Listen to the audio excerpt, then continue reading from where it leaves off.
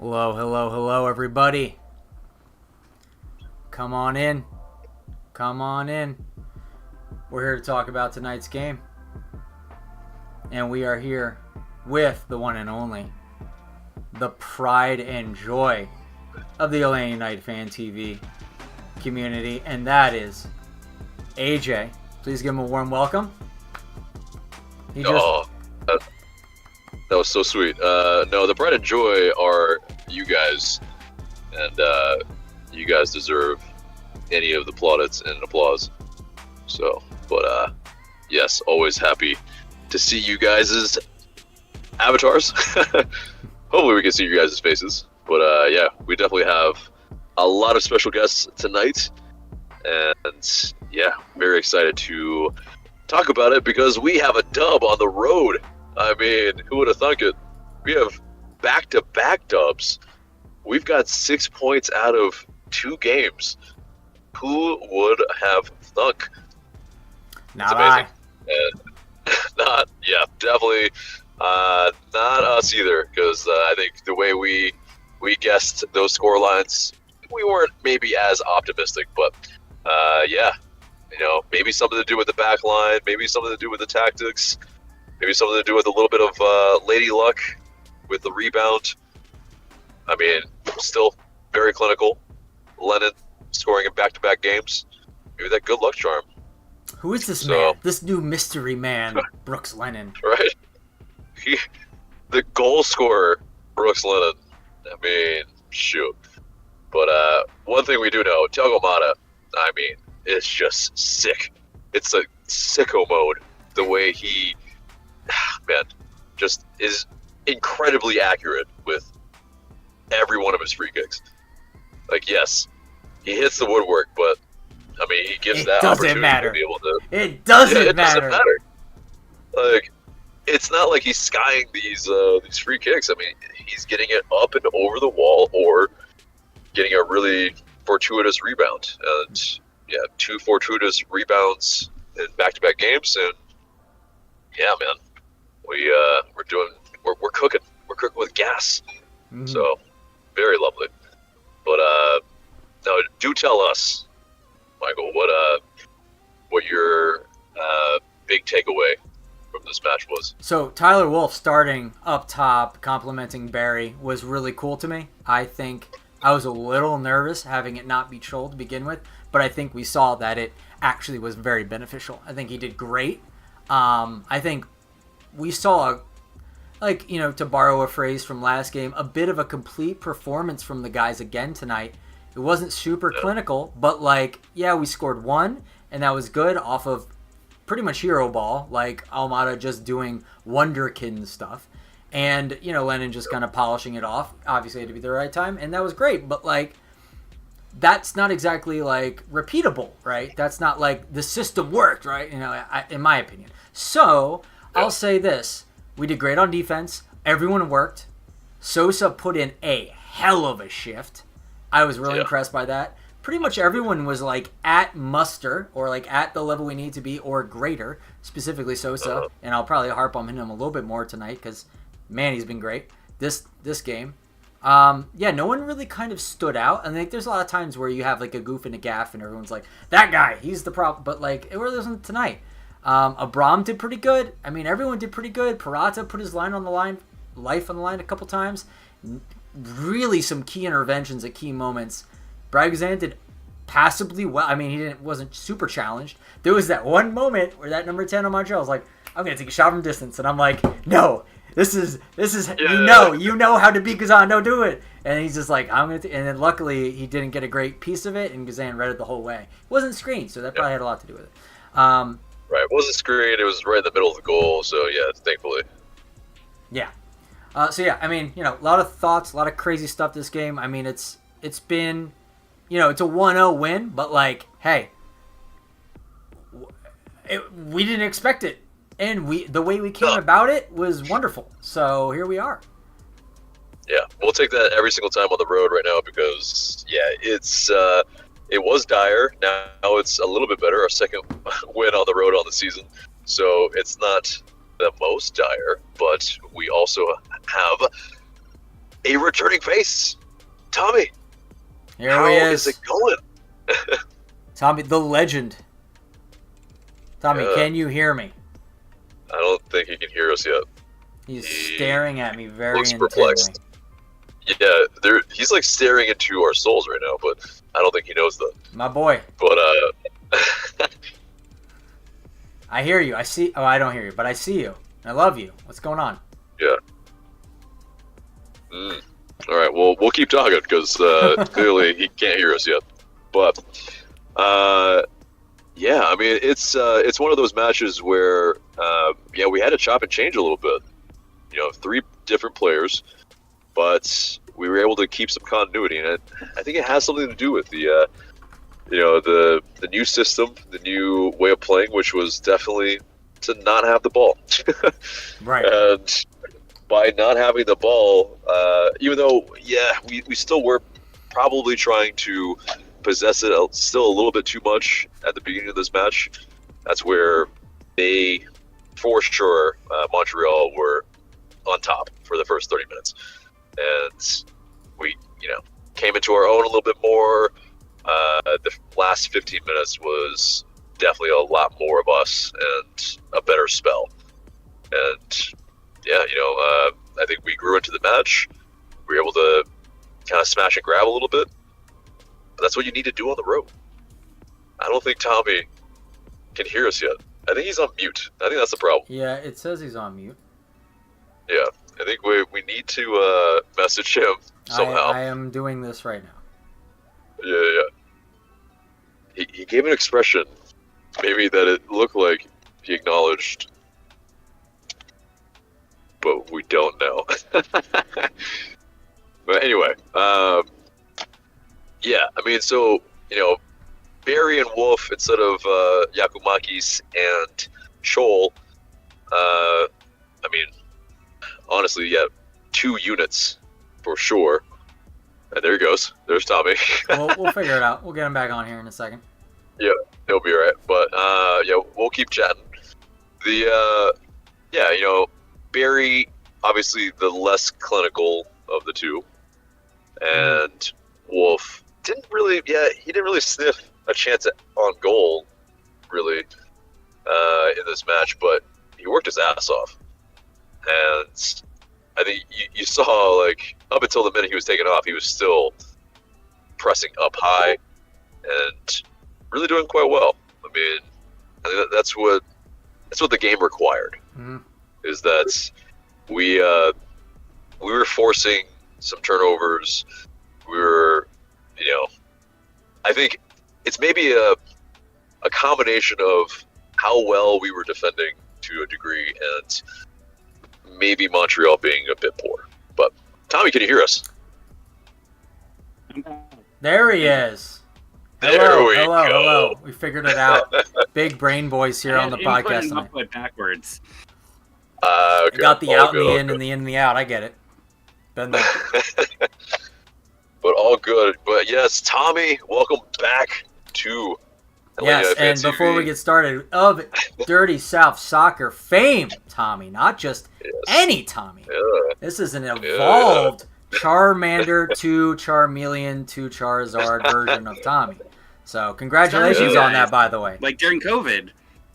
I know, right? Yeah. It was the COVID cams, the dark times. Exactly. Yeah, we don't talk about those anymore. Right.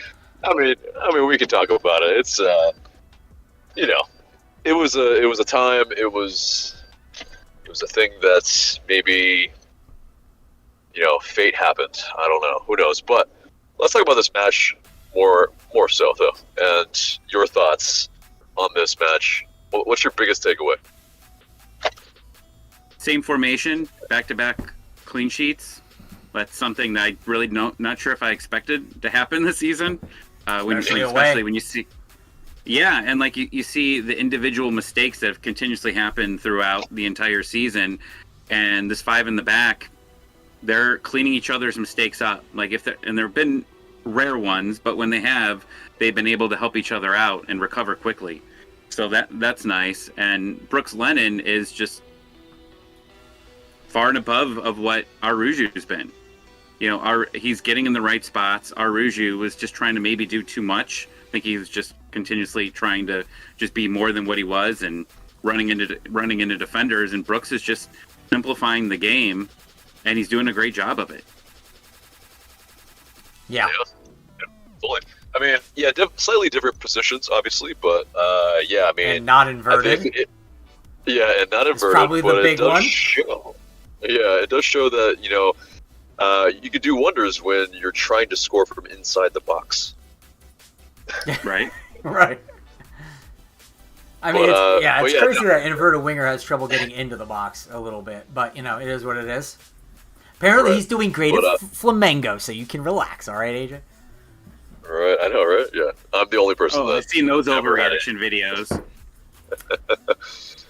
Indeed. Yeah, no, it's funny. Yeah, we obviously as fans are apt to overreact, but I mean, in this match, yes, Sosa for Ibarra, who, we all saw the Athletic article. How did you think Sosa did tonight? I thought he did great. Like, it was probably one of his better performances I can remember in a long time, right? Like, and that's exciting to see because you didn't know. Everybody was watching Sosa. Nobody was watching anyone really else in this game. People were watching Sosa because they wanted to make sure that people wanted him, I think, to fail more because they wanted to yell at Boca even more because we've been yelling at Boca now for multiple days. Eyes were on. Wake up this morning, you see the Athletic article, and you're like, oh, this is another reason to yell at Boca. Great. And then you watch, and all eyes are on Sosa today. Like, the pressure had to be huge on him because Ibarra's been successful. Ibarra's been one of the most improved players all season. He's gone, and now here you are, Sosa. You've got to perform. You've got to stay healthy, which is another big part of it. And I think that's one of the main reasons also is just because he hasn't been healthy. He did a great job today. And to remind people, he had the hernia thing that set him back, and that's huge. That's a big issue. So amazing he can come back the way he did, at least. So yeah, and the sickness, the random sickness that he had for a while. The mystery sickness. That's right. Right, and so definitely wasn't COVID. Who knows? Yeah. So, my question, I was, because I've been down on Sosa for a while now, I was still in shock when it was Ibarra that was gone. I was wondering if there was a chance Ozzy Alonso was going to be that guy. But, we haven't seen enough. He hasn't played enough minutes. But I appreciate I've been calling Ozzy Alonso the closer now since the season started. Like, once he's back, if you've got, which at that time I thought we still had Ibarra, continuously playing Ibarra and then bringing in Sosa to help. I'm sorry, Ozzy to close out that game. Like, that's going to be huge because how many games on the road have you blown a win because you weren't able to close it out? And if you had Ozzy Alonso, which you didn't in any of those games, maybe at least one or two of those could have been different. And a lot of times the breakdown in the midfield, defensively speaking. So 100% agree. And he's the closer, and hopefully he can get more than like the 3 minutes he got tonight. So 100% agree. Well, no, he got at least 12 because. Then there's the quote unquote added 9 minutes where it's like, where did that come from? Yeah, what was your take on that? The inordinate amount of time that the ref ordered Montreal to possibly score. We're bringing back World Cup stoppage time, right? That's After what we're doing. After it took a little hiatus, and all of a sudden it's back. Right? I couldn't believe it. And then, you get to, 2 minutes afterwards, and you're just screaming, whistle. Do you think? Can you think of anything that could generate 9 minutes of extra time? I mean, obviously there was nothing. One. There was the guy who got a bloody lip. Oh, poor baby. But besides that, I can't think of anything that generates 9 minutes. Sosa went down there for a minute. They both went down, and there was a yellow, but that was maybe a minute and a half, if that. I thought probably about 5 minutes was going to be fair. Sure. Yeah, that makes sense for, I think, a lot of people. And, it ended well, so I think we don't have too much to complain about. But Gonzalo Pineda, he and Hernan Losada, Montreal's head coach, got into it after the match. And, I mean, what was your take? What did you think was the rift between the two? I have no clue. Like, I was just celebrating, and then they show, and that's fun. Like, I want a spicy Pineda. Tommy's a want, WWE guy, so like he wants him Oh, yeah. to just take the shirt off and be like, "What'd you say? It was French. I didn't understand. Excuse me." So, well, yeah, like you need fire, right? And the only fire Pineda's really shown has been against the refs this season, right? Like he's not afraid to call out some of the refereeing, but yeah, I don't know. I mean, really have no idea where it started at. I mean, I doubt it was the stoppage time there. So what happened? Like, I don't think Montreal was playing dirty. do you think when he went and shook his hand, he didn't realize that the guy actually spit in his hand first? Then he's like, "Oh, you motherfucker." Is that what it was? I don't. Yeah, it seemed very covert to me. Like, where did he slip it in? Where did he slip in the trigger that sent Pineda?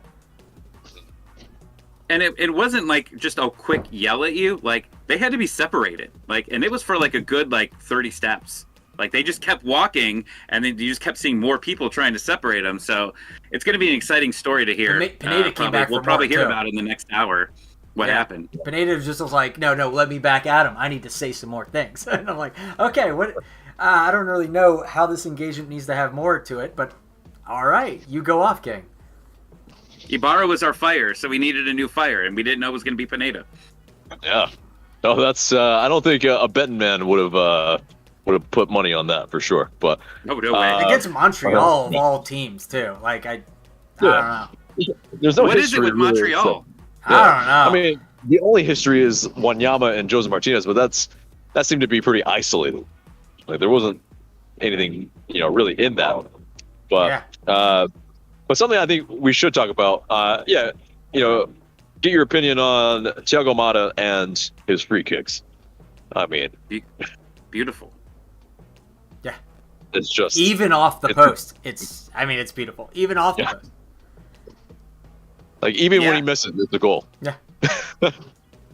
It's just like you knew, like as soon as it was there, like we were watching with some other people, and someone's like, "All right, should we just count it as 1-0 at this point?" And like you feel that way, like you feel the confidence, like that it's something's going to happen, whether it's going to be close, and that ended up hitting the post, and Lennon just had that tap in. Should have been Wolf to tap in because that's what Wolf does, right? That is the Wolf way. Just the tap, just tappity tap. Yeah, little tippity tap, little Happy Gilmore. So, yeah, I feel like we should get trending on Twitter anytime Almada is set up in that range. Just be like hashtag Tiago range, just see if we can get that trending, because that would be hilarious.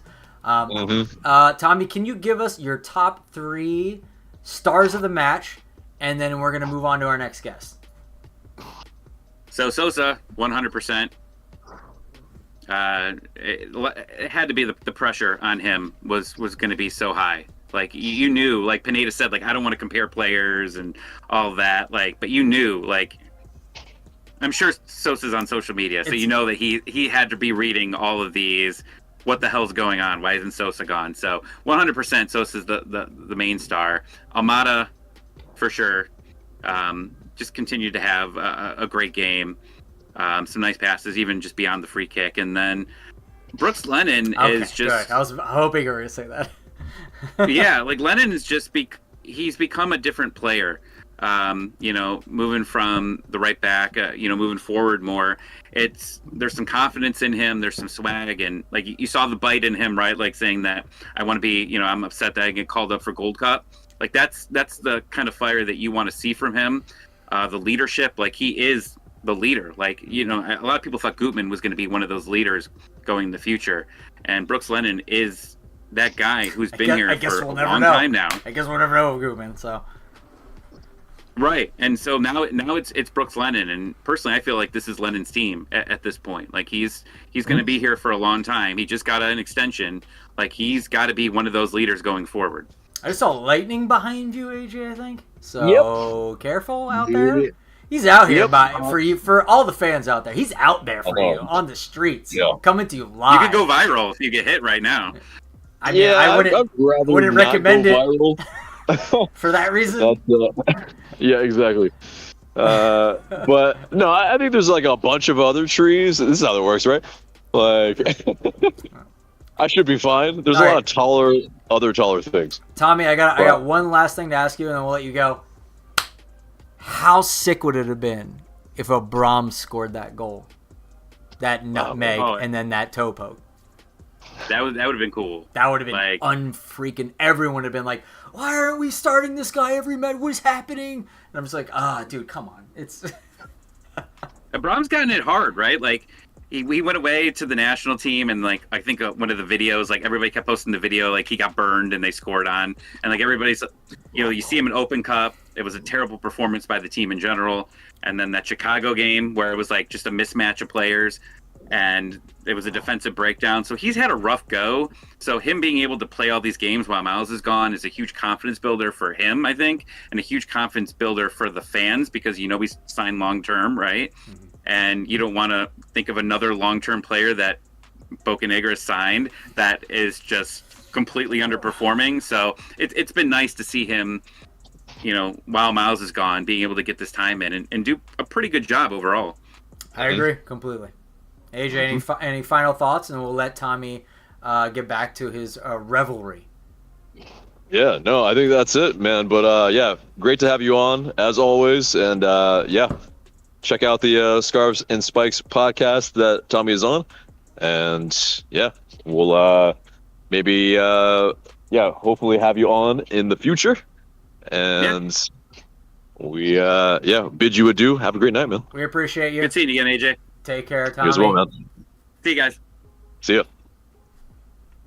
All right, and now we are waiting for our next guest. And you may know him. He's been in the chat. He's been a great participant in all of our conversations with some hot takes and some very level and intelligent takes as well. We're going to wait on him for a minute, and I'll let him introduce himself when he gets here. Here he is. Oh, man. Snuck up on me. I appreciate it. Look at that. Do you have passionate avatar?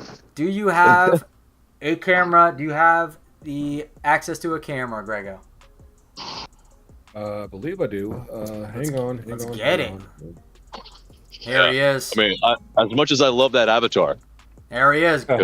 Grego from There it is. For the Culture. He's here, coming in hot with everything that you need to know about this game today. Please enlighten us. Give us all the goods. We really appreciate you and happy you're here. Glad to be here, man. It's a great day, a great game. Well, it wasn't the prettiest game, but I'll take it. It was a good time. Anything on the road? I mean,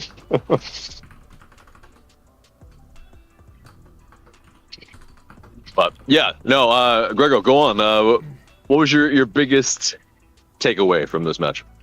I think that just going from the last game, the biggest thing that I saw was just the commitment to. Well, it sounded like there was a little bit of adjustment from the 3-5-2 to possibly a 3-6-1, but I do like the idea of keeping up with the three in the back. I'm really liking where that's going, and a shutout on the road again. We don't do that well on the road, so it's like I'm glad that we finally got something there, and hopefully we can just keep this going against Orlando next week. Oh, absolutely, especially against Orlando. You gotta feel like our guys have some confidence going into that after what they did against top Philadelphia, against away at Montreal. I mean, these are statistically some really, maybe not this year so far from Montreal, but these have been historically some pretty difficult teams, and we've gotten some solid results against them. So, definitely. I don't know. Is it the tactics? Is it the formation? Is it the personnel? Is it Pineda just like turning a switch from bad to good? Where are we at? How is this happening? I mean, at least the way that I look at it, because I've been somewhat of a Pineda supporter for most of the season, but I do think that just with the adjustments that we've had to make since with Jaco being out, with Miles being gone, with national team duty, we've had to make adjustments. And I think that just perhaps Pineda said, hey, like, given what we have right now, what's the best formation for what we have? And one thing that I'm loving right now is Brooks and Wiley out as wingbacks instead of being just further back as fullbacks. I'm really liking that. So, and I think that with what we've done in the back line, I think that at the very least it's definitely shored up a lot of the issues in defense that we had prior to this. So, hopefully, like once uh, Yako gets healthy again, once Miles gets healthy again, we can really see what we can do with this 11 and see what happens for the second half of the season. Yeah, 100% agree. I mean, the versatility that Pineda is starting to show in terms of being malleable for formations and tactics, like, I mean, finally. I mean, I think we can all say, finally. It's been, and I was talking about this last episode, like, how many games could this have salvaged that we had squandered earlier in the season because Pineda was refusing to play a different way against a team he knew that would kind of gobble us up if we did the thing we were normally gonna do. So I don't know. It is what it is. I'm just so happy that we've kind of finally made the change and finally can be versatile. Because I remember talking to Jason Longshore and Mike Conti and saying, well, teams don't usually change. They don't have two different kind of formations. They don't kind of play differently sometimes. And I'm like, man, these guys have to have the ability to just play multiple different, at least two, in order to get at least two, in order, especially when you're like away home, like in MLS especially. Gosh, but so yeah, I'm super happy about it. AJ. Yeah, I mean, and this, question for you, Grego. I mean, it's like the formation change. You see some fluidity into it as well, and that's where Brooks Lennon and Caleb Wiley are able to play to their strengths and also be a little unpredictable, which is kind of what we've needed, right? Mm-hmm. Yeah, I think that just given how, like, typically during the first half of the season, it was like either whenever there was Yakimakis, Amada, Miles, or Guzan was out, usually we would suffer. And here we are with two of those guys gone, and we've been able to pull off two straight wins. And I think that it's like we don't have the greatest depth in the world, so it's really just about trying to figure out like what's your strengths based on what you have right now. And I think that Pineda has found some way to adjust, because I mean you're right, like typically coaches don't like to adjust. They typically do it when they're forced to, and I think that in this case he was forced to adjust, and so far it's working so far. So much, like I said, like once Yako and Miles gets back, I think they should keep going with this and see like what we can do. Of course, we still need to make I think we need to make a couple more moves in the transfer market during the summer, so it's just a matter of like once Mayumba comes in and whoever else comes in, like I said, just add some depth, add some quality, and we just might have some. Yeah. Grego, I gotta just follow up with a comment you made earlier in the Discord chat. Disclaimer, please join our Discord. We have a lot of really great conversations. Grego's there, and if you like Grego, I mean, come on, why aren't you there? So you said that our youth is really stepping up, and we've given them a chance to grow. What about this game really kind of made you think that the youth was really starting to come into their own? I'm really liking the growth that I'm seeing from Tyler Wolf. Like, I'm really liking that quite a bit. And I think that, and I said this a couple weeks ago, like you have guys like Wolf, Wiley, Fortune. I don't know why this name is escaping me right now. But, but like you're seeing like basically a separation between like guys that are ready to step up and be and contribute more to the 11, and the guys it's like it's not quite happening yet. I think that, and again, that comes down to figuring out what exactly are their strengths and how they can contribute. I think that, like I said, as the season has progressed and as their playing time has increased, you're seeing guys who see the opportunity and not shying away from it. And I feel like it's about time I feel like we haven't seen that in so long. It's so good to feel like our guys are stepping up. I feel like every other team's, youth and stuff, they always step up against us. They always like, oh, here's their debut against Atlanta United, and they're 16, and they're going to score a golazo. So I'm just so happy that, like, we're finally, like, having that level. I mean, that's always a tough part about, waiting for youth to really come about. I mean, not everybody jumps right off the board like a Caleb Wiley does, like a George Bello does. Sometimes it takes more time for those guys to kind of figure out like how exactly do I fit in this environment as compared to when they're in an academy or perhaps even AU2. But hopefully it does come. And I think that we're starting to see, it's like, okay, it's starting to click now. It's starting to register to where, okay, I know where to be. I know what to do. I know what I can do to be able to help this team win. And like I said, hopefully, it only goes up from here. Mm-hmm. All right. AJ can finish off or ask you one more thing. I have, I guess, 2 more things to ask. So I'll start with one, and then AJ can hit you, and then I'll hit you with a final one. So do you think we should bring in Nick Firmino in the next season or in the future, or anything else?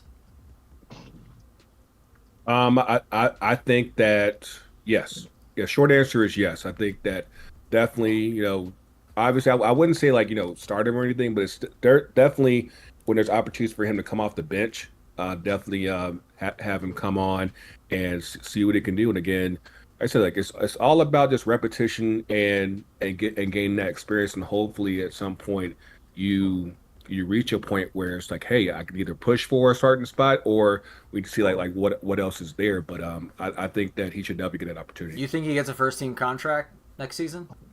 Yes. Okay. All right, AJ, hit him. Yeah. I mean, wasn't expecting you to go with a Nick Firmino question actually, but yeah, listen, it has something to do with the youth we were talking about. It's contextualized, AJ. Okay, understand? See, me and AJ have like we've been going at this for years as far as just growth, like going back to Tata. Like it's always been a thing. So I'm glad that we have a coach that actually believes in it, and obviously with Lagerwey, like we're seeing that influence that came from Seattle as far as just giving the youth a chance, and it's a matter of them stepping up. Yeah, indeed. And yeah, so along with all this conversation and previous parts of the conversation with Muyumba and Sosa, there is that kind of hearsay that Sosa is that guy that they're wanting to play next to Muyumba. How do you think about that pairing in midfield going forward, if that is the pairing going forward? Who was the pairing again? Muyumba and Sosa. Sosa and Muyumba. So, Muyumba probably, with the TAM that he's on, probably, I mean, we have no idea how he's going to play, but, in terms of on paper, what do you think? On paper, I love it because I think that it really just all depends on if we can get the Sosa that we got tonight, which is probably the closest thing I've seen to what we have from Sosa back when Heinze was still coaching. I'm like, because like those first like 3-4 months of Heinze, he was lights out, and it seemed like since the shutdown and since his illness and the hernia, like it's never been quite the same. What we saw tonight was definitely a bit of a throwback, which is weird saying since he's so young. I'm telling everyone, he heard what Tommy said to Felipe Cardenas earlier today on the Twitter Spaces. He heard it, and he's like, listen, I'm going to ball out tonight, and everybody watch. Yeah, I think that, with the, switch to, like I said, at least a 3-5-2, I think that if you're going with 2 anchor mids, I definitely like the idea of Muyumba and Sosa. I think that should be your primary option. Of course, you do have other options available with Sadic. Can't even use a bar. Of course, that's a whole other thing. And I know y'all already touched on that. But I definitely think that with what's there, I think if everything clicks, that is your best bet. I'm hoping that we get to see some of that hopefully the next month or so. I mean, who knows like what we're gonna like how seriously we're gonna take Leagues Cup, but hopefully we use that at the very least to try to start tinkering as far as like how we're gonna look post Leagues Cup and making the playoff. Yeah, that's a really good point. Using Leagues Cup as an experimenting ground, I think that's a really great idea. I think they hopefully will do a little bit of that, and it's good to actually have some like legitimate depth when you have Sosa and you have Muyumba double pivoting starting together, and then you have to go to your bench. When you look at Sajic, it's like, okay, that's someone I can kind of rely upon. He's in the regular season for the first half.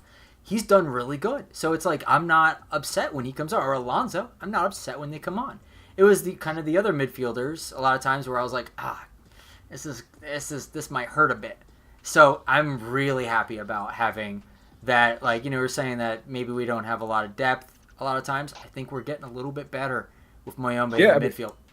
As they get better, you know, as they improve, that only improves the depths. And that way, when they do get an opportunity, that they're able to step up, and that's the name of the game, is just being able to step up when your name is called. You know, whether you're starting, whether you're on the bench, you're ready when it comes. Like as my co-host Coach Tony says, stay ready. You gotta get ready. So hopefully, you know, this only continues to improve as the season goes to the stretch. And I'll hit you with one last question. Who are your 3 stars for tonight? Definitely Sosa.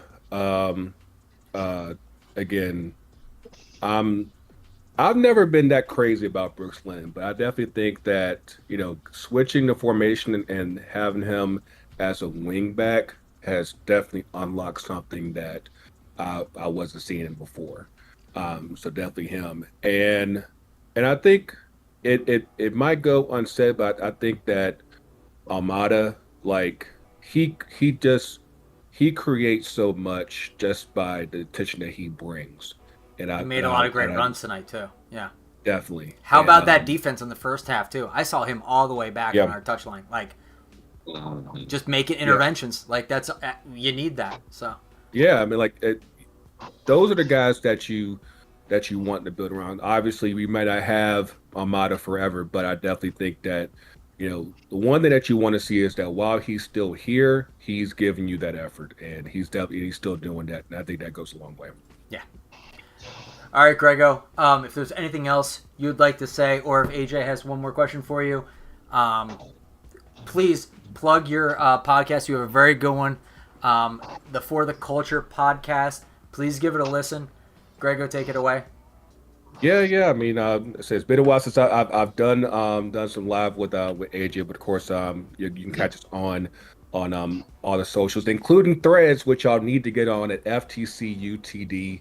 But yeah, like we're recording tomorrow for next week's release. But yeah, man, it's you know, we're still doing our thing. You know, we try to focus on intersectional Black culture and soccer, pop culture, and all that. So it's a fun ride. So give us a shout. And, one of our big contributors, Mark Nichols, is a frequent guest on that / host on that show. So please support it. It's absolutely amazing. It's a great time, and hopefully I could be on it at one point. we can make that happen, man. We can make that happen. Yeah, I don't know how intersectionality with a white male works, but maybe it's somewhere there. I don't know. Every song that we got room for the allies, man. You know, we'll make it work. Yeah. Thank you. Tanner's been on board as well, so it's not impossible. Yeah. But there's hope. There's hope. Yes, there's hope indeed. But yeah, Grego, always a pleasure, man. And yes, we will see you very soon, I hope. Indeed. Thank you very much. Take care, man. Good night. All right. So, while we get ready for our next guest, who is also a bit of a big deal on the Atlanta United spaces, you may have heard of him. You may have listened to his podcast even. And before we get into that, let's do one or two more things. AJ, I'm gonna bring the Abram almost goal in again to you. Do you think that if he scored that goal, let's just hypothesize, if he scored that goal, do you think that he deserves the starting position basically here going forward? Is that his now? I mean, for now, until Miles Robinson gets back, Yeah, and it's also that Ronald Hernandez is not a natural center back. So, yeah, I think if you have Miles Robinson, Barata, and Luis Abram with Noah Cobb as the understudy and Ronald Hernandez to maybe spell somebody, yeah, I mean, I think I can roll with that. So, I don't think anything's set in stone at the moment. I think everyone's still playing for their position game by game because it's only really been a few matches for Abram, and there's only been 2 clean sheets. So, yeah, jury's still out. All right. Do you have any other thoughts on the game? Actually, why don't we just, while we're waiting for our next guest, why don't we just look at a bit of the chat? I beat you to it, AJ, okay? Relax, okay? I'm gonna chill. just all up on me. Just relax. Okay. So Elliot Bevan comes in hot. The first commenter in pretty much every stream we have. Hello, Elliot. Love it. Really appreciate you being here. Lightning0491. Again, I'm not a huge fan that you're a Tampa Bay Lightning fan and I'm a Flyers fan. However, you said, let's go. Great win away from home. Let's keep this train rolling. Completely agree. And love that you used train there, too. Ellie Beam says, Pineda on fire in the end. Yeah, I mean, like we said, a little bit of some WWE energy coming from him tonight. What else was there? Yeah. Brian Baird says, Gressel who? Elliot Beam says, Gutman who? Apparently, we're looking at our past players and saying, perhaps we don't need them. I'm expecting an Ibarra who right now there, but I didn't see it. So, we've survived without those players. We continue on. I don't know if we're better for it, but who knows? Lightning also says, has anyone else been really impressed with Ronald Hernandez in the back three? He brings a quiet defensive game. I'll agree with you that it's quiet. It is quiet, and that's good a lot of times for defensive players because you don't want them to be like... You don't want them. Exactly. You don't want them to be constantly all over the place. So what we'll do right now, actually, is switch to Ariel. Ariel's going to pop in instead, and we're going to switch to him. And 1 second. Boom. There he is. Ariel. Yo, thank what's you up, for man? hopping on. Yeah, what's up, guys? Oh, glad to be here, man. Yeah, no problem. Welcome. But yeah, man. We love to hear your biggest takeaway from this match. For me, man, the biggest thing has to be Native basically sticking with what he had last game in terms of like the formation. I get it. He probably didn't have the same guys and everything, but for me, that's the biggest thing, man. Just sticking to a certain degree with like what works and not, kind of like be experimenting like every other game basically. So for me, that's the biggest thing. Just and the attitude, man. You guys already mentioned it about it. Tommy mentioned that, but the fact that he had that little scuffle with Montreal's coach. Me personally, man, I that's one thing that I've criticized from Pineda, just his attitude. Like he just didn't really show that grit. That He's docile on the sidelines. Yeah, basically. I mean, he's always been, the ones to go at the Ravs and everything, and he already gotten even carded for that. What was it, last year, I believe? So, for me, I think that's the biggest thing, man. Pineda just kind of finally really getting things on. I don't want to say on track, but because it's really, I mean, only 2 games, that we've won against. Possibly one of the best teams lately with Philly and Montreal, away from home. We've been bad, like really, really bad. So for me, I think that's the biggest takeaway for me is Pineda just kind of stepping up and with a really kind of limited squad, really, honestly. All right. And pretty much stepping up with all of it. I mean, not only the tactics and, the coaching to get the players pretty much on board and taking on board the new, different playing style, the different formation. And I mean, do you think this is this result is born out of that, or is it something else? I think it does come, from like work actually being done, in the training ground. Not just it's not like a fluke win or anything, or fluke wins, but I mean the guy, the players overall, I think have kind of like really understood the role. Like last week for me, the player that really stood out the most up top was Matchup Chol, literally because he was, dropping, like being that first defender basically. Now this game for me, and I mean nobody has really brought him up, but Ronald Hernandez, I mean he played at center back. That's not his position, and I mean yet again he still played a relatively good game. I mean a quiet game, but nothing to where literally you probably had, if this were last year, I feel like Ronald Hernandez playing as a center back, that would have been like a disaster, but now it doesn't seem to be that way. So I think that it does come to like work actually being done, on the training ground and just improving week by week, honestly. Yeah, and especially it's like as far as center back heights go, I don't think most people would feel safe with Ronald Hernandez, him being I think like 5'7", maybe 5'6" or something like that. It's he's not tall, and of course we've seen with different leagues, probably way more talented players to be fair, but Lisandro Martinez, obviously of Manchester United, maligned for his size and whatnot. It's a pretty physical league here too.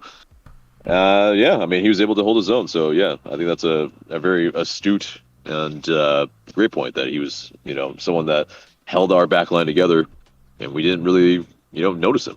That's a good thing, I think, in the defense. But in terms of, another moment, I think we should talk about always, really, Thiago Almada. And just, man, how good is he always for us, especially from free kicks? Yeah, literally. I mean, we were on that Zoom, all of us, right? And I don't think you were on there by the time that happened, but I was like, dude, that's a penalty for Atlanta United, because it seems that way where you're in that type of range and Almada gets the ball. It's, man, he's going for frame. Like, it's gonna at least work the keeper, and I think that's something that the coaching has kind of like looked into, and they kind of know that it's something that they have to take advantage of. Like you have to look for those fouls. You really have to. Obviously you don't have Giacomakis on this game, but Barry, I think especially the second half for me. I mean, he was, he had his misses here and there, but overall, like, I mean, he was pretty physical. I think that he still brought, something positive, in terms of at least being, physical. But I don't know, man, in terms of, like Almada, man, I think that he's going to be, like that guy that is just going to be so hard to replace. That happened, back 2019. We were like, we're not going to be able to replace Almiron, literally waited 3 years until something similar had to happen. Doesn't seem like a long time, but it is, especially in MLS. And the fact that, he's a World Cup champion, literally playing for Argentina, like every month basically now, is huge. And just MLS All-Star Thiago Almada. Yeah, literally, like, you just have to be like lucky that we're able to like have him in an Atlanta United kit. Yeah, MLS All-Star skills participant Thiago Almada. Oh, they're trying to have him in everything that they possibly can, man. Oh, it makes sense. I mean, I would be as well. I mean, you milk that cow until it's until you can't get anything else out of that udder. But I mean, just like Atlanta United are doing that. But Michael was asking Grego about Nick Firmino as well. I mean, do you think Nick Firmino would be somebody that could, maybe spell Thiago Almada, maybe at times, maybe in the League's Cup, maybe in some matches where he doesn't have to play maybe the full 90? Yeah, I mean, I think obviously we know that the MLS roster rules right don't apply in Leagues Cup, so I do expect a lot of like guys from the twos and so that sort of thing. I do see them. You obviously asked him the question as well. If you see him, being or getting a contract next season, I definitely see it happen. During the off season, I think that he's shown his value, that his growth basically. So I think that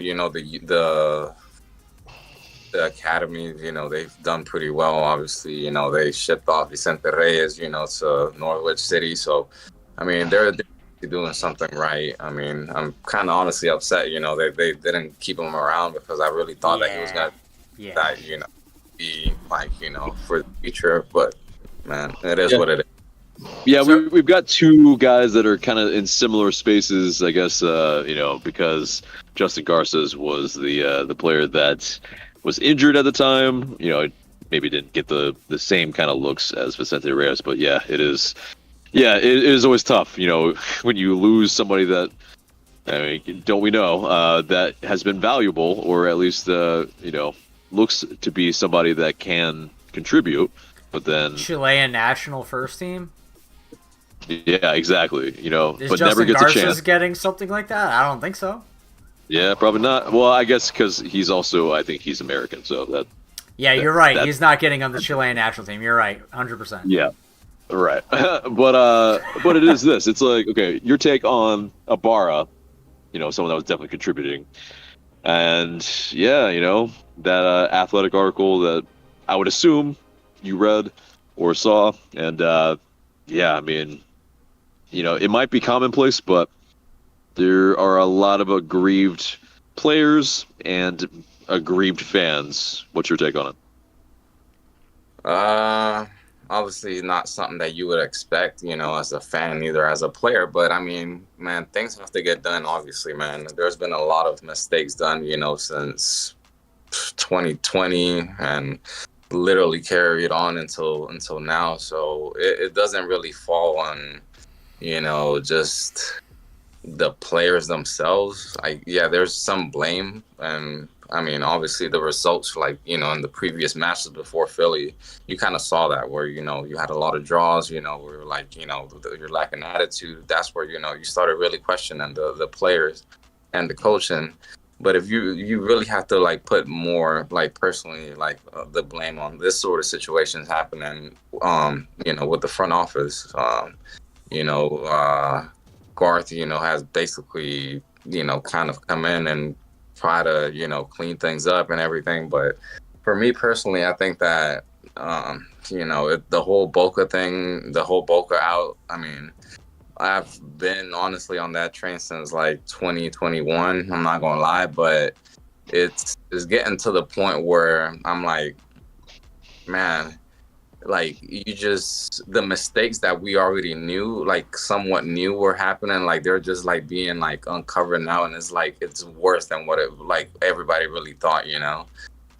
That's what I think. It kind of aggravates the fans more. The fact that you have a player like Gutman. I get it. He was a reliable guy. Had you thought that he was going to be a team leader going forward, but you have to free up like certain spots, so you can bring in other guys, and they're trying to do it, man. Like, but the thing for me is like the whole situation, or like the whole anger that everybody really has to, everybody has, I think, is mainly with the front office, not so much with the. I mean, that's just me personally. It's got to be the front office, right? Obviously, right. Exactly. You can't blame Ibarra for getting shipped off to Toronto for being good, versus like other teams just not wanting a Sosa, not wanting a Eric Lopez or a Edwin Mosquera. Like, it is what it is. I mean, like, he's the only marketable guy we had, so of course he's going to be the one going. I mean, so in a way, it's a bit of a compliment, but the dude doesn't want to go to bottom-dwelling Toronto and another country on top of that, out of just all of a sudden being shipped off from a possibly a team that has a chance at a championship title or something like that. So, like, to Toronto, who probably doesn't. So, that's rough. Yeah. That's rough for me. It's rough for probably anyone, and I feel for the guy. Yeah, it's that. It's like Ibarra should feel aggrieved because he's pretty much, it doesn't, like he mentioned in the Athletic article, he does not get the chance to, play for something. He also doesn't get the chance to maybe also audition himself for the Argentine national team, or, obviously it's an outside chance, but still, like, he wants to feel like there's at least some sort of progression or growth or way up.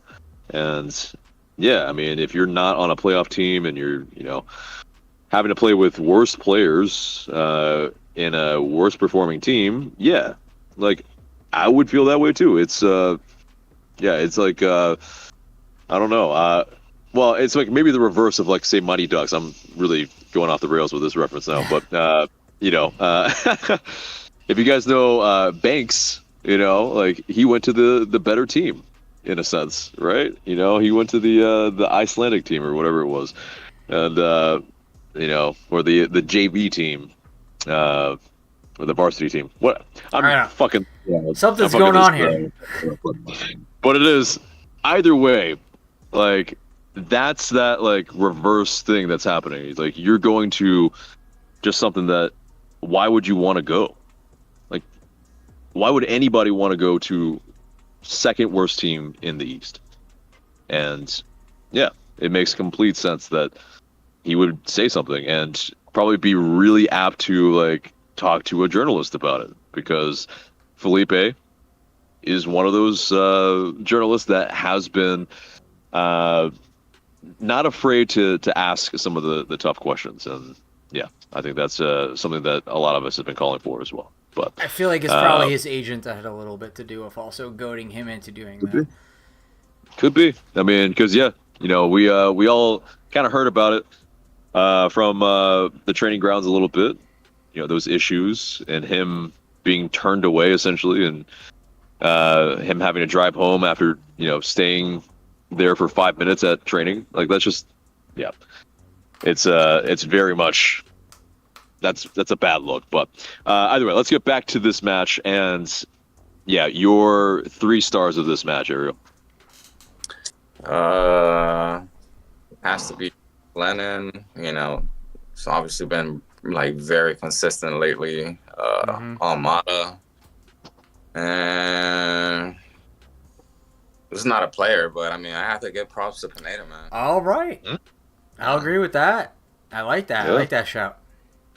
And like I said, I mean, in the beginning, I mean, that's one thing that, I mean, been able to adjust things, and even with the I don't want to say decent team that we have, because it does look decent at times, or it had looked decent. On paper, it's pretty freaking decent. Looking better, don't get me wrong, but no, I think he's definitely doing his part to obviously get this thing turned around. So, got to give him credit where credit's due, man.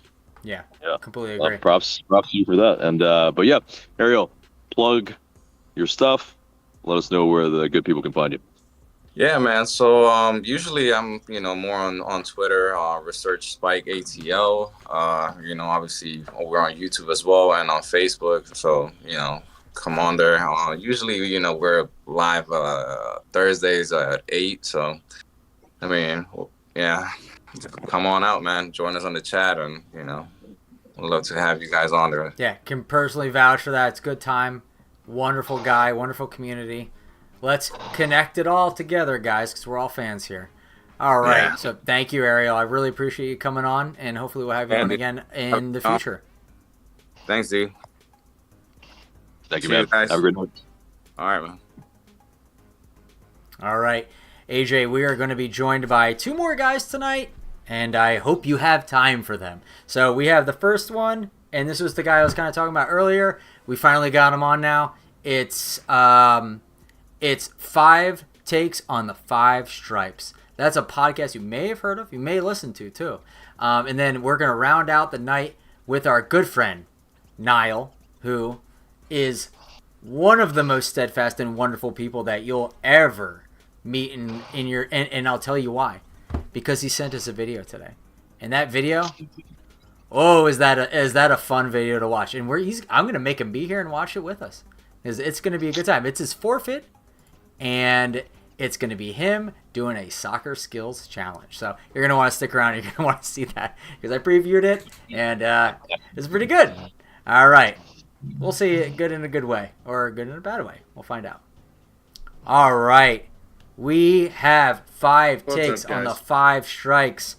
Please, 5 stripes? Strikes? Jeez, I did what Tommy did earlier today. Jeez, it's like 5, like the scarves and stripes. I mean, scarves and spikes. Yeah, sorry. Anyway, so yes, please give us everything. Give us all of your takes, everything. What was this game to you? Let's do the whole pod right now. It was balanced. Mm-hmm. This was this game and the last one was, I think, probably our 2 best performances of the season. I mean, road win. I'd rank this one even better than Charlotte. Charlotte, no disrespect. But Montreal's a good team, well coached, stingy on goals. They've given up 20. And Stade Saputo's been a fortress. So to go get a 1-0, and arguably 1-0s are kind of harder to get than your 3-0s, your 4-0s, your 3-1s. To get the 1 goal and then to have to just lock down and hold it, plus everything that's been going on this week, Ibarra and so on and so forth, I think to go up and get a performance like that, a pretty hostile environment, it's great. Feels like things are finally trending in the right direction. I know we all kind of said that. I'll raise my hand. Say I said that at the beginning of the season. Atlanta United's back. Right. But this feels like proper back. Like the team's understanding what's being asked of them, and they're understanding each other. Yeah, I agree with you completely. It doesn't seem like it's hero ball anymore, or just one guy or Giacomakis or Amado just kind of dominating. It's a system that seems to be prevailing finally. Yeah, a little bit more sustainable is possibly the thing. Less chaotic than our 3-3 draws that we keep seeing or conceding early. But your biggest takeaway from this match? I'm just happy to see less emergency defending. We're cutting off crosses and key passes before they become chances. Yes. That's what's been killing us. And on top of that, just silly brain parts. Not switching on for throw-ins. We're not seeing that so much. We're stopping the chances before they become a chance. Goals coming hasn't been a problem. That was a problem last season where we couldn't score. We can score now. Great. Now we're getting scored on. But it's been better. That's been the biggest difference over the past 2 matches. It's got to keep going. We got to continue that on. Even if we don't get a win against New England, who's very good, I think they will be out without Latif Blessing, who got ejected tonight. He's out. So I'll take any advantage you want to give me. Yeah. But even if we get a draw or a loss at New England, just show me the same level of competency, of understanding, and I feel good about going against Orlando. This is a bit of a kind of dissecting question. Do you think Philadelphia wasn't really on their game? Because we kind of bounced in between what we were thinking about whether or not they were or they weren't when they played us. And do you think Montreal just was abnormally non-clinical tonight? Because they had some chances. They had at least a chance to score at least one, and they just kind of flubbed it. There were so many shots that just were left, right, over the crossbar and the side posts. I mean, we had those too as well. Obviously, actually, way more than they did. We had a far better XG than them, and we were rewarded in finally getting one. Do you think that just this game, everything, the narrative, it can easily swap for 1 or 2 goals because the other team just decided to show up or was just better on the day? You could look at it that way. I mean, you can make a fair argument that way. I don't qualify it as that. I think, perhaps Montreal and Or Philly I mean, the converse to that probably- obviously is just that we were just so dominant, Sure. and then there's just nothing you could do. There's no I think system, it's both. you know. We're just gonna win that game. Yeah. I don't think it has to be one or the other. I think it can be both. I think they probably would say that they didn't play their best, but we also didn't let them play their best. I think it. Very it good can be point. both, Very good and point. Yeah. Arguably, we probably should have had 3 goals tonight. Yeah. I hate to be disrespectful to Barry, but if Yorgos is in there, he's gonna bury. I use the word bury. 2 of the ones that he did not. I think he's been better lately by his own standards, which that bar is low enough to trip over, and that's just is what it is. You know, he's a very peculiar player in terms of his That's a word ability to for just it, kind of yeah. Read and figure out position himself. He and had. on top of I thought he had a pretty good that, game he tonight. doesn't really make part of it either. So Yeah. I to answer your question, I think it's both. I don't think Philly and Montreal were at their best, and I don't think we let them be at their best. That's a very good answer. I now I think about it, I pretty much agree with it. Like it's a bit of both, like a Venn diagram overlapping a little bit in the middle for a victory. So yeah, AJ, your thoughts? Yeah, and it's always got to be that. I think, you know, obviously There's 2 teams on the in field, order to- of course. Yeah, right. Right, you know, and yeah, you got to be able to do it defensively as well, and that's part of it is nullifying their strengths, and I think that's what we did. You know, we probably realized, yeah, you know, the strength is in their midfield with I like the way one you put unit. that. Nullifying their strengths. That's pretty much it, right? You take away what they're good at, what they want to do.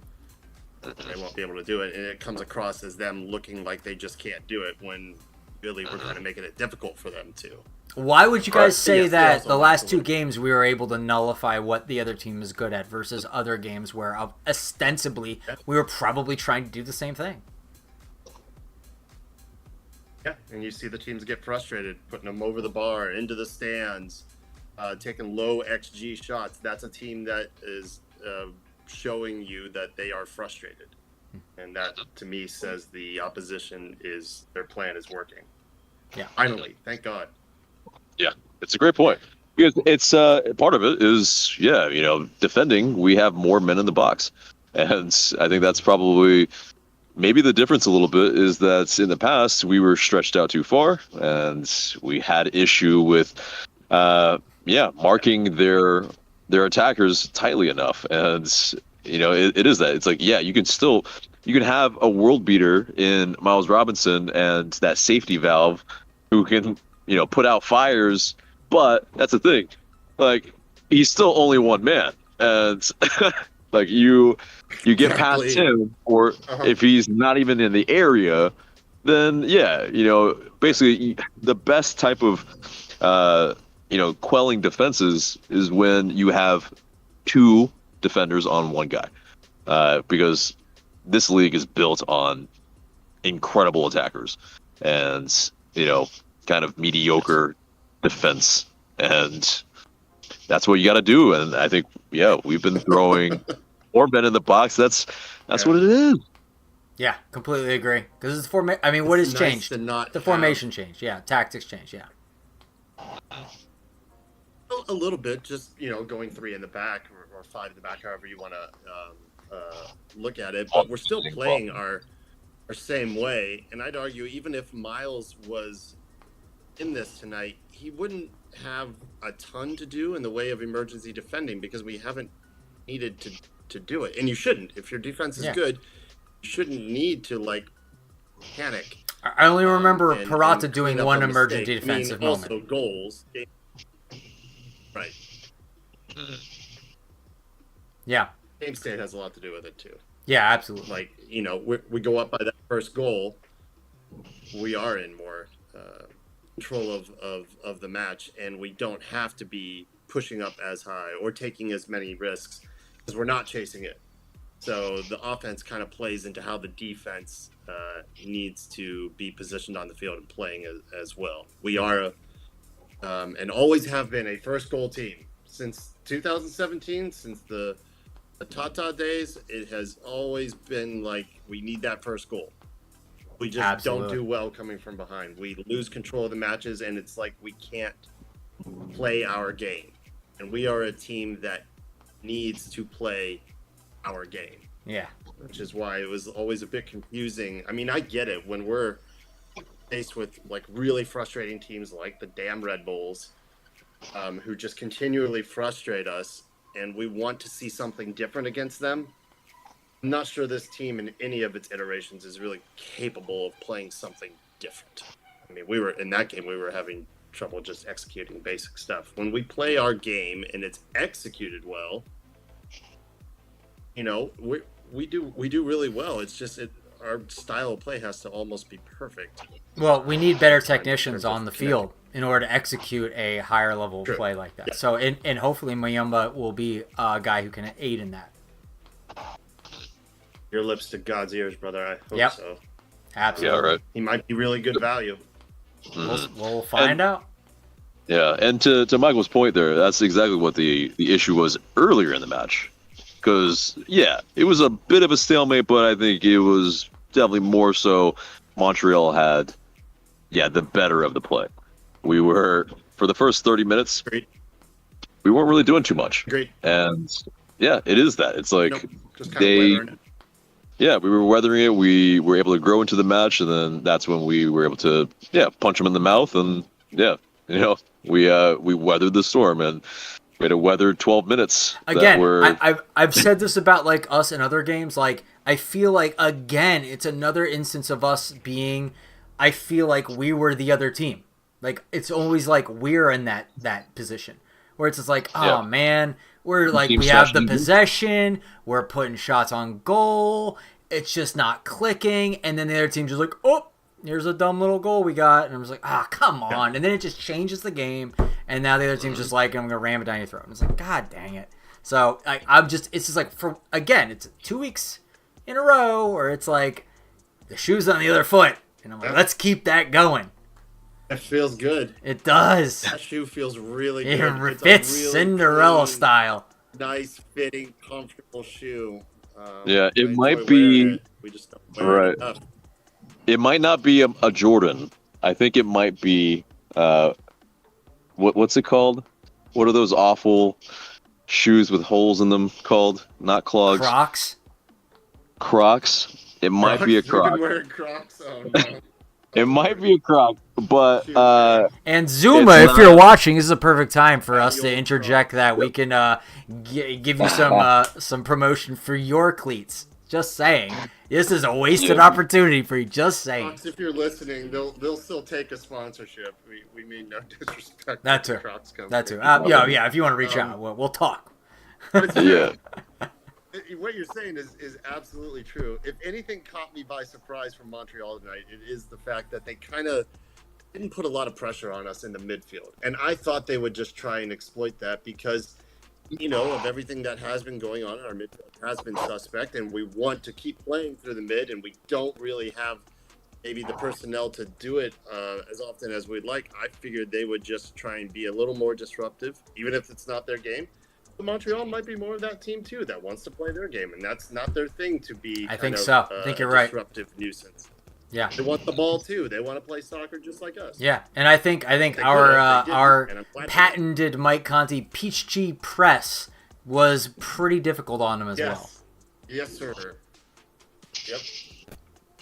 Indeed. All right, so sorry, I was going to ask, what are your 3 men of the match? And then we'll move on to our very, very favorited Nile Faruqi for our ending interview for tonight.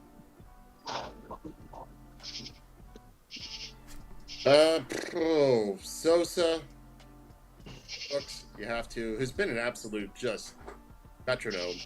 Yes. Just Mr. Consistently reliable and reliably consistent. And Thiago. Has to be. Even though he wasn't that great in the first 45, it doesn't matter. He's a player that even if he's not having his best game, you can't take him out. If he gets a chance from 30 yards or less, more often than not, it's going to result in a goal, and that's stupid. It's ridiculous. He's a FIFA cheat code. He is. He really is. He's a Konami code guy. So, thank you for, I'll ask you one more question real quick before I gotta know. What would you think if a Brahms scored that going through the middle, that nutmeg, and then that toe poke? What would you have said about that? Who is that, and what has he done with Luis Avram? Yeah, yeah, exactly. From getting demolished by a USL team to doing that. I mean, oh my goodness. Indeed. Well, I don't know. Do let us know. Quintessential MLS. Yeah, welcome to MLS, exactly. Exactly. But yeah, do let us know, all the good people in the chats and people watching, where to find you guys. Everywhere, here and there, except on Discord. You've taken my Discord V card tonight. You're welcome. This thing out. I hope it was good for you as it was for us. It was. It's been past a couple minutes. Good. We're not on the threads yet. Still waiting for that to catch fire. Waiting for the dust to settle between the Zuckerberg and Elon fight. I don't know if they're gonna get actually in the cage. I would love that. Do a pod for that. That would be hysterical. Yeah. But yeah, we're at the 5 Takes on Twitter, on Instagram, and 5 Takes on the 5 Stripes at gmail.com, or you can find me on Facebook. We're all in Footy Mob. It's usually myself, Kristen Clark, Jack Purdy, and Jennifer Taylor in a kind of rotating fashion, whoever's available, because we all have various lives and emergencies that pop up from time to time, and spinal injuries, and kids, and spinal injury. Oh, I know about random emergency room visits in the middle of the night. So yeah, it turns out you use your back for everything. Yeah. Who knew? It's been a painful month and a half, but on the mend. Well, we're happy to hear that you're feeling better. Spinal taps. Yeah.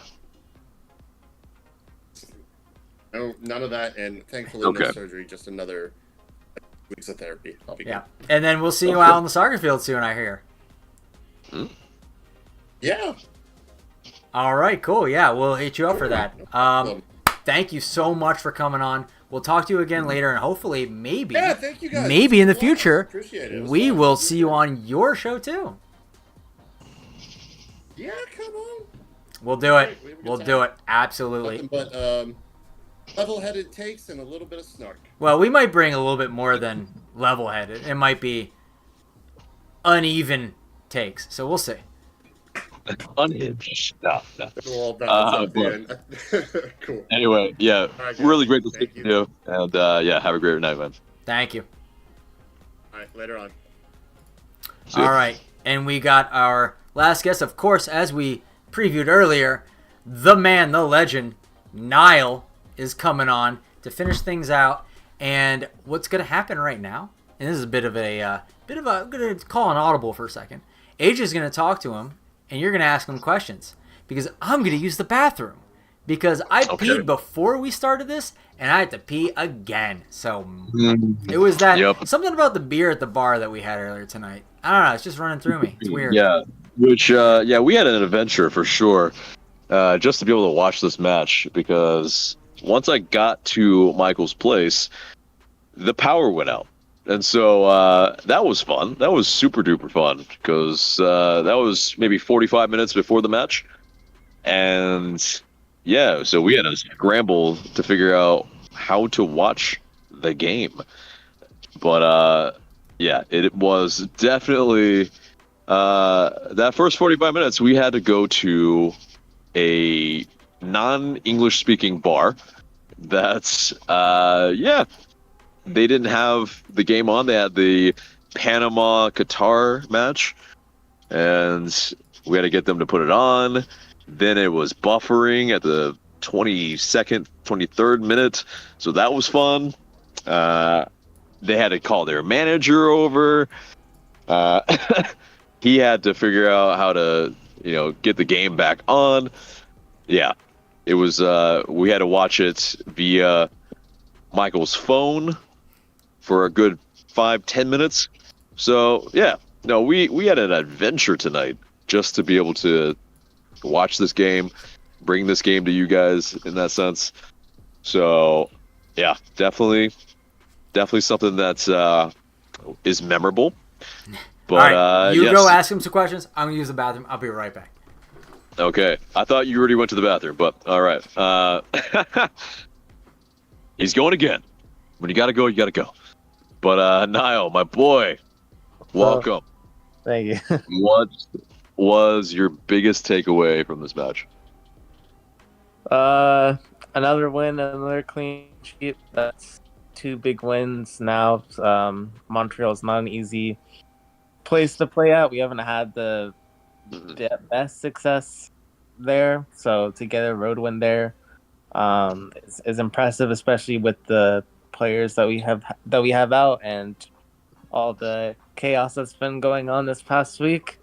So, but yeah, I'm proud of the what the guys did today. I think that even though they weren't at their best, they showed some real grit and some real just determination to get 3 points, even though like that they weren't at their best. So you need more performances like that for sure. But yeah, in spite of the ref who wanted to give Montreal ample and every opportunity to be able to score a leveler. 12 minutes when it was a 9 minutes. 9 minutes of stoppage also came out of nowhere. But what was your thoughts when that stoppage number came up? I was pretty stressed. I was like, 9 minutes. Where did that come from? And then I feel like the ref went overtime. As like extra time was like it was going on, and we were at like. I just felt like at some point I was like, just blow the whistle. Like I like the match was. I feel like the refs like watch was probably not working or something, because like towards like the end of stoppage time, like the play was still going on, and in my mind I was like, why is the game still on?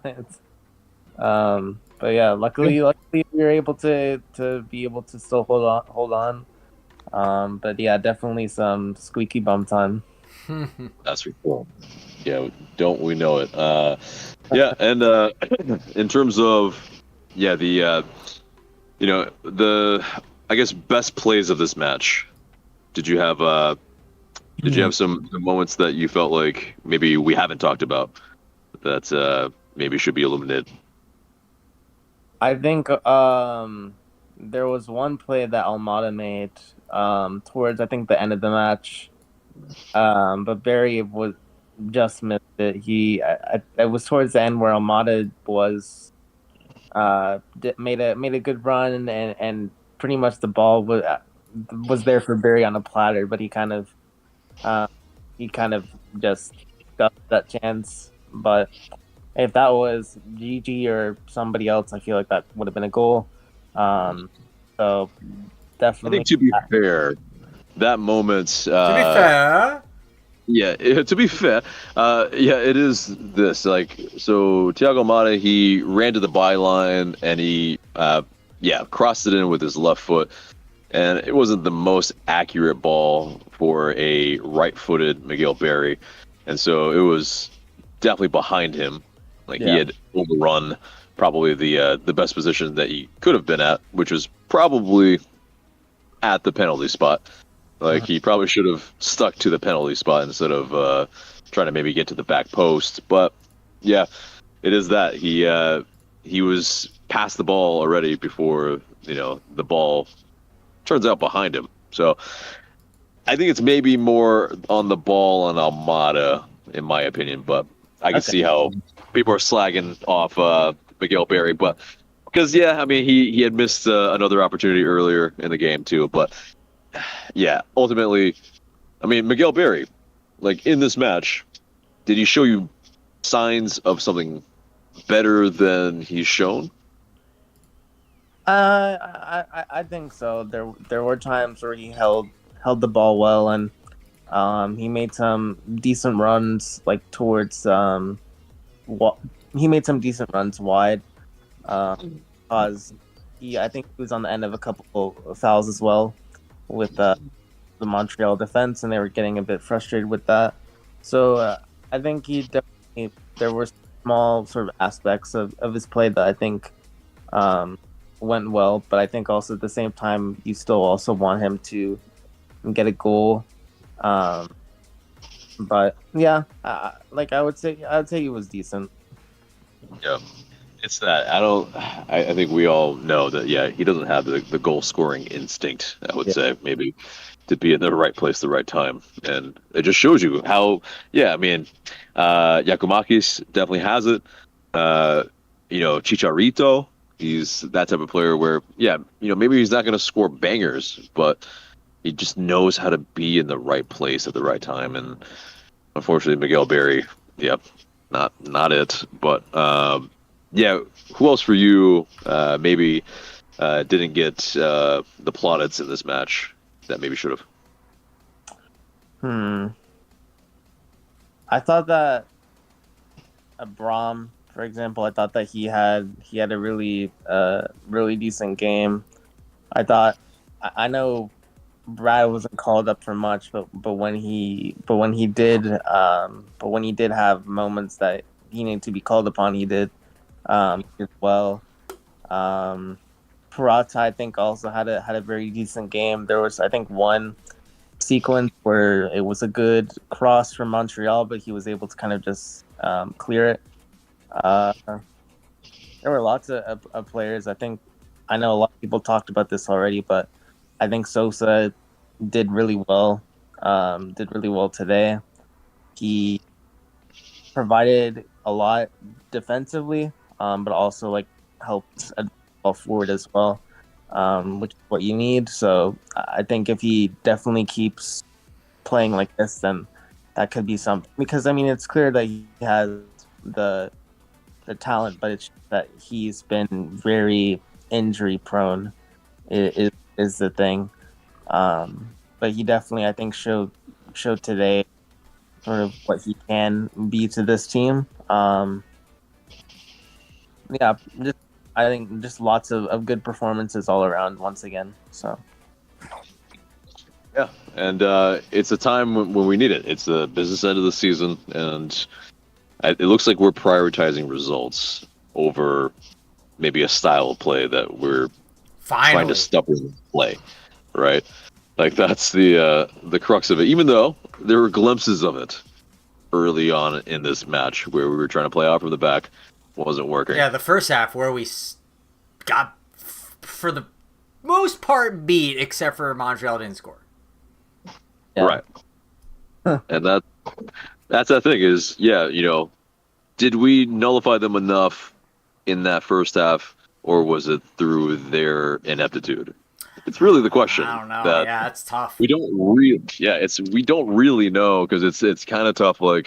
If we watched every Montreal game, then maybe we'd probably be able to surmise better. But I think that's the crux of it, is from our standpoint and from your standpoint, Nile. Do you think we were just more stout defensively? Are we just better? Are we just a better team? Just so much better, and they just couldn't handle it? Or did Montreal just not show up? Weirdly, at their own stadium. I think it's a mixture of both. I see. Taking the smart approach. I see how it is. Hedging your bets. I see. Yeah. I think Montreal, though, offensively, they don't. For me, really have a player that screams danger. They do. He just wasn't playing. But yeah, besides Sean Ware or Opoku, who wasn't on there yet, or Opoku, today at least, they didn't really have a player that screamed danger that much to me. But then also Atlanta did well to kind of clear any danger that was coming their way, because towards the first, for example, there was a period where Montreal was kind of putting pressure on Atlanta, but Atlanta was able to deal with it, something that probably would have been harder for them to deal with earlier on. Yeah, that's a good point. Yeah, how defensively fragile we've been. So I think over the past two games, especially, the fact that we've not conceded a goal is pretty big, considering just how the team really seems to be a team that gives up goals, especially goals late. You think Abram has done better? He's improved for us? I definitely think he has improved. I thought, like I said, I thought he did well today. That as a player, I liked a lot today. I would be very interested to see how Miles would fare though. But yeah, Abram as he's gotten to play more, I think he's definitely improved. Yeah, do you think like that it's always been in him, like, and something was just like keeping his abilities down, or because like he's just really underperformed up until today, in my opinion. Like, what happened? Like, what's the difference? You know? I think maybe the difference is that he's just gotten more used to the team. Because towards the beginning, he wasn't getting that. He didn't really get that much playing time. But now he's had to be kind of called upon. I mean, the thing is, like, he's a solid defender, but it's probably been a bit of an adjustment for him to get used to Atlanta, as any foreign player, basically. So it's fair. We saw what happened to PD Martinez, so yeah. Yeah, I think kind of it's just getting adjusted to the way the Pineda wants the team to play. The U.S. Open Cup match, I know that was a point of criticism. That was kind of just a weird match as a whole. The whole team didn't really do well. Yep. For that, and after that match, he didn't really play that much. So for me, I think it's just he's gotten more used to the team and how they want to play. So. Awesome. Yeah, it's a betting in period. It's always a betting in period, and it just depends on how long for each player it is. Because, yeah, I mean, ultimately, yeah, not every player is going to adjust to the league, to the team, to his teammates immediately. And, right. I mean, that's the thing. Like, if this is the thing about Abram, though. I don't know if we're seeing enough, really, though.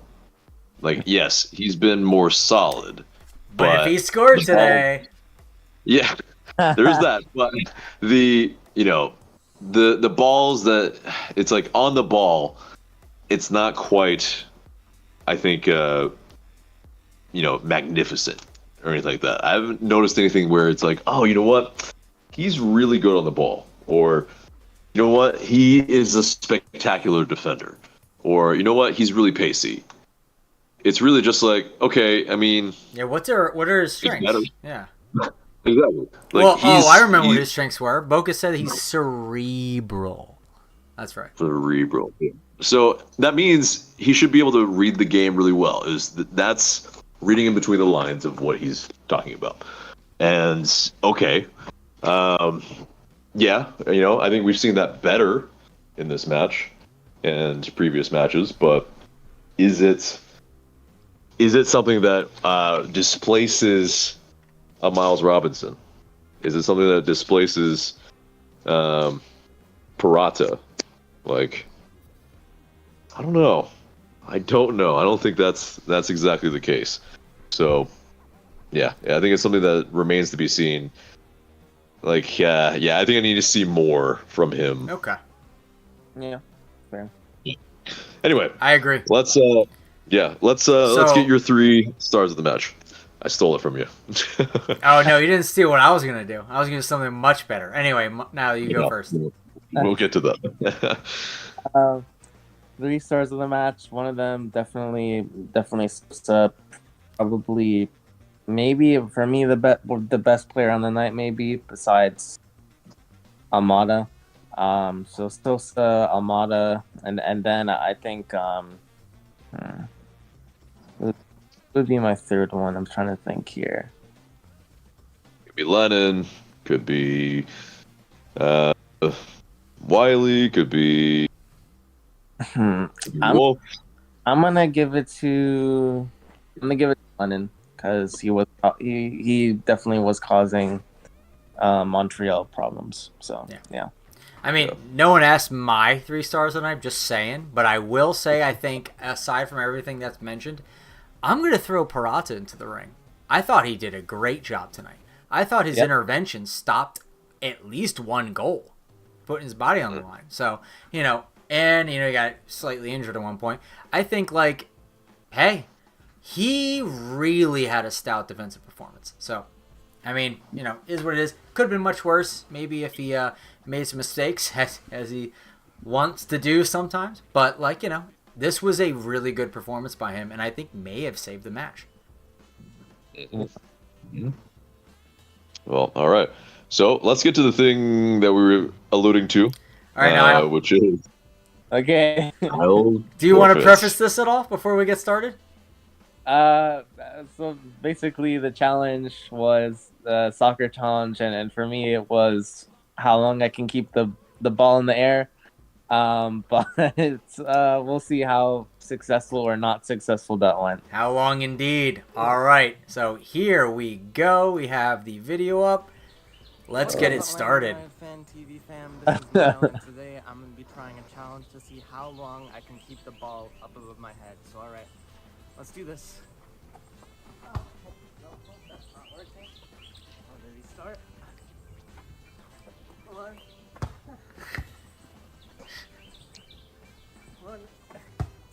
Nope.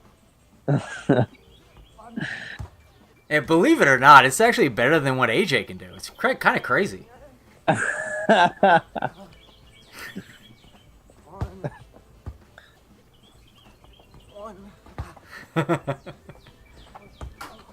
hope you have insurance on the car, by the way.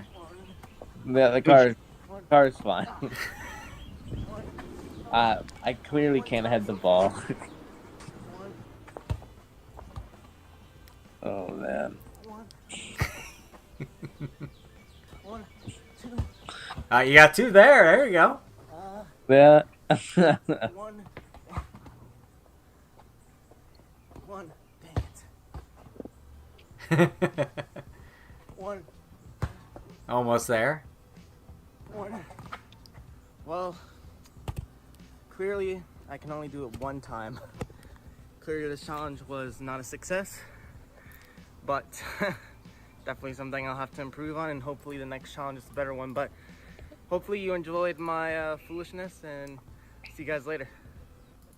All right. Well, that was Nile's challenge. He did a great job. Everyone give him a round of applause. I'll give him a golf clap. I mean, yes, bottlenose dolphins can absolutely do a better job, but they can do better than me and AJ combined. So we're not going to compare us to that. So thank you very much. And yeah, maybe next time, meaning right now, your next spin will be less egregious. We'll find out. So is that what you guys are willing to look at right now? Because I'm going to take 2 seconds to put it up, because it's always a mystery to me every time I try and do this. So 1 second. No, we should. And I figured it out. I did it closer than normal. I did it quicker than normal, actually, this time. All right, here we go. We got it up. Here it comes. Oh, Nile, do you want to be on this one? It's up to you, buddy. Yeah. Here we are. Okay, good. What a man stepping up. I love it. Here we go. Here we go. Please not me again. Okay. It is. Oh, I'm sorry, Nile. I don't do this. You know what it is? It's probably just like the fact that you're the most recent person. Because like when I started doing it, it was just like me nonstop. And now it's you nonstop. I don't know. Who knows? Who knows? There's Nile's face. Everyone look at it. This is him pre-understanding about the consequences right now. Okay, and now we'll go to the wheel for the consequences. All right, here we are. Boom. The only new one here is eating food you don't like. We added that just for Nile today. So hopefully he's got one on there. Oh, he's going to have to dress up for the stream. And I'm not sure what that entails. But you're going to, I don't know, dress up as something that... So the one thing is that you can't dress up as a soccer player. That's too easy. Dang, Yeah. Okay. So one of the examples I did, I put on a wig when I did it when it landed on me. So I had to do an entire episode of a wig on. So Cool. when you do your segment, you can have whatever, you just dress in something funny that you wouldn't normally wear. So that's what Niall's gonna do for next time or whenever he can do it again. And maybe hopefully next time, next week or whenever we do it again, it'll be AJ next time. That's what we're gonna. That's where all we're hoping. That's where we're all hoping. I do owe some of those the forfeits. I've been extremely busy, but yes, they will happen.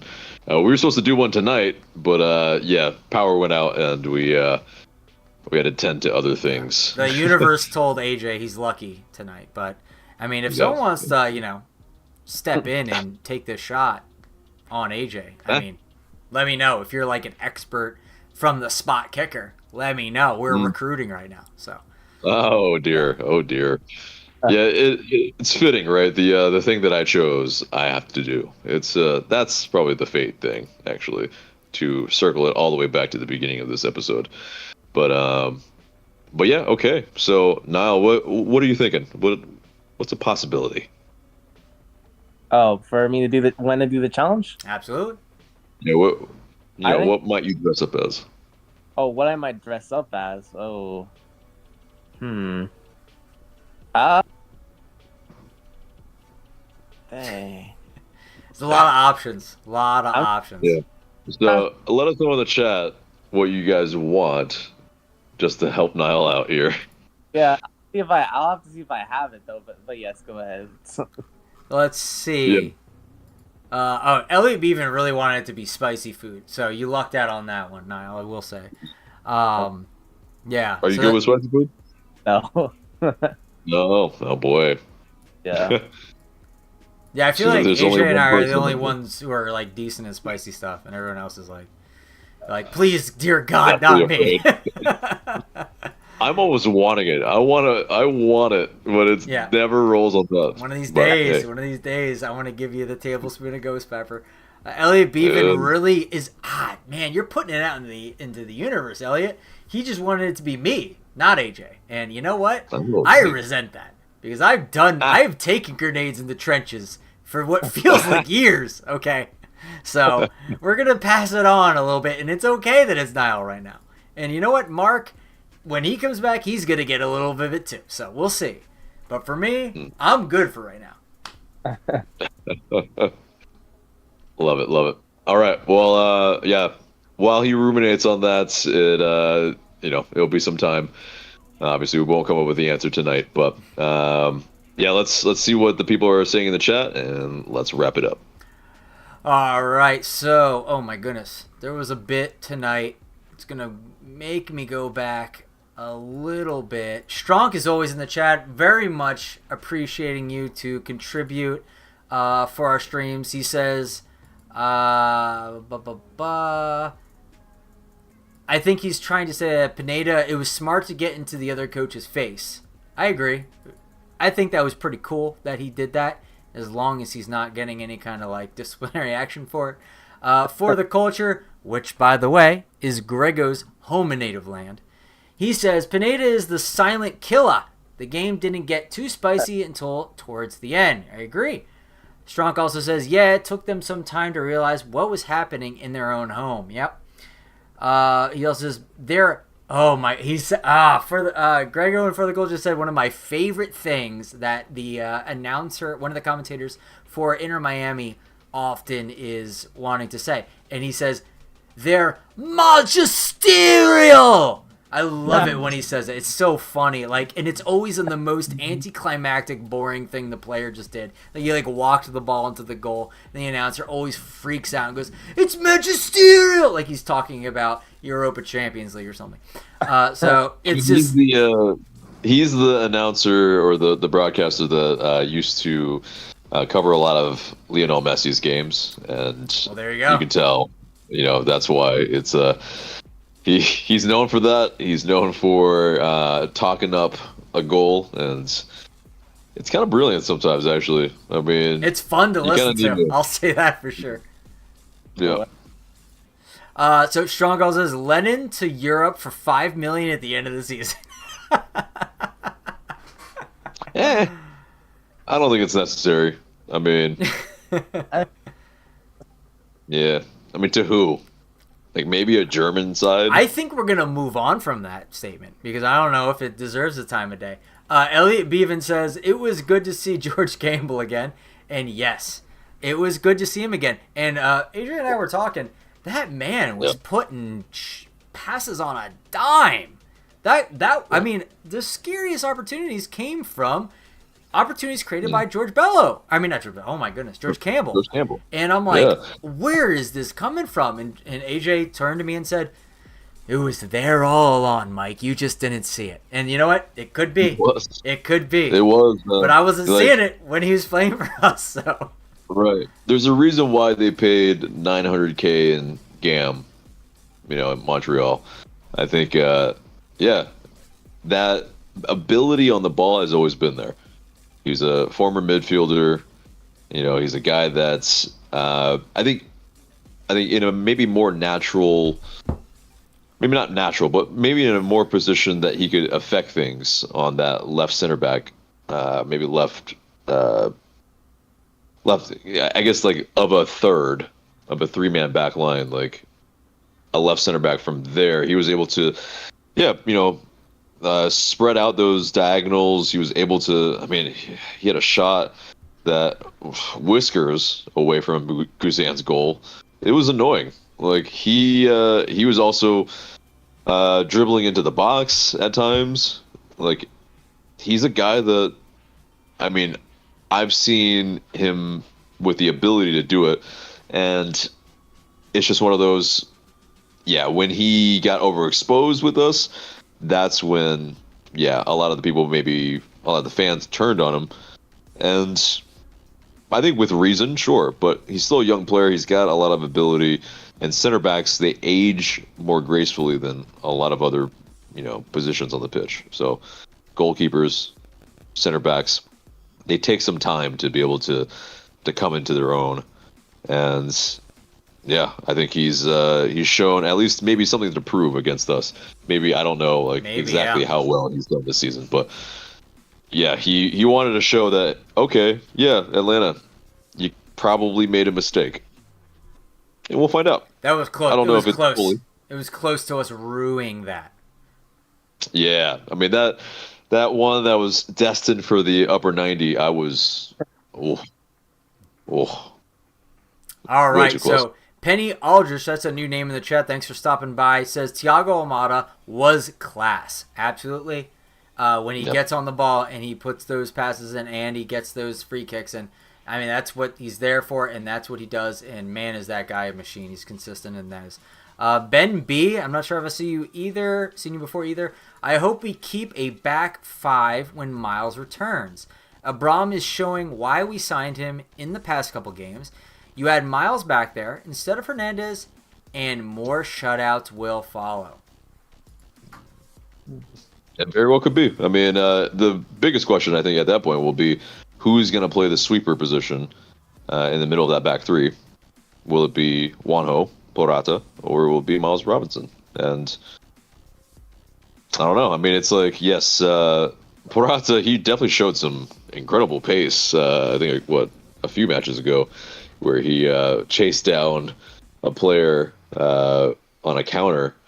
Like, it definitely, you had to do a double take, really, at the bends, where you're like, wait, who was that? Did he really, he looked second best, and he chased his man down and won that ball, got it off of his man, and won the throw-in. It's just, so, in that sense, he could play at that right center back position. So, maybe it doesn't have to be Miles that replaces position for position Ronald Hernandez. So, if it's Miles Robinson in the middle and he's dictating things, okay. I'm curious. Like that. That's a good problem to have. Yeah. The local pundit says, great 1-0 win. Glad to see you back in the chat again. Forticulture says, The move was without Pineda's input clearly. Yeah, so he's talking about the Ibarra move, I think. Yeah, it seems like that. Pineda was not really a trigger puller when it comes to this move. Elliot Bevan says Elena should have bought out Lopez's contract. Yeah, he should have. They should have. Sure, but unfortunately, Joseph Martinez's thing happened, so it is what it is. You only get one buyout, and that's the crux of it with MLS salary rules is that, yeah, you're kind of severely limited. And, yeah, we would all love to dump our, low performers onto, unwitting teams, but that's the thing. You're not that. It's not FIFA. You're not able to, just create a super team. You have to sell your assets in order to get another asset, in which we were looking for an international spot. We were looking for some GAM. And, yeah, we found it in the form of having to sell Andrew Gutman and loan Franco Ibarra. So it's are we a better team right now? I don't know. Maybe it's we're greater than the sum of its parts. Hold on, I got go on. Yeah. I'm gonna mute. All right, yeah, just mute yourself. Just clear that out real quick. It's disgusting. Okay. Strong says all their shots were bad, either wide with a defender on the side, or of the side of the shooter, or the shots from distance with bodies ahead. Yeah, I mean, I definitely noticed that as well. They were forced. I mean, it could be by our tactics, by our formation, by the way we played, to force them to not play a good game. Or they were just going, I got this. I'm going to take this shot. And it just, absolutely not. They just weren't there for it. Not a good shot. Completely low probability. I don't know if they saw the tape or got, we can take shots from distance, get Guzan. Didn't work tonight. And you know what? I'm here. I'm happy for it. I'm happy it didn't work tonight. I would have been very, very depressed if that long-range shot went in. It's just like, oh my, again, we're back to this kind of nonsense.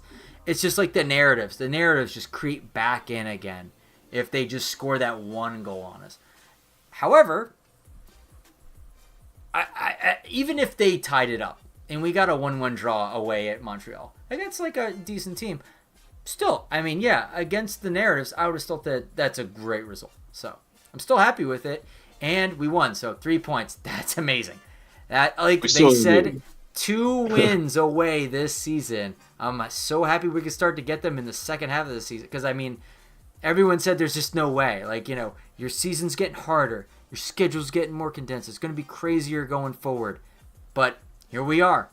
3 points in 2 matches. Everyone thought we were going to flop. So, I mean, 6 in total. So, very impressive. Very happy about it. Mm-hmm. All right, so final thoughts from both of you guys before we head out of here. No, good. Final thoughts. Good win. Definitely think that these past 2 matches, I think the Philadelphia win put some confidence into this team.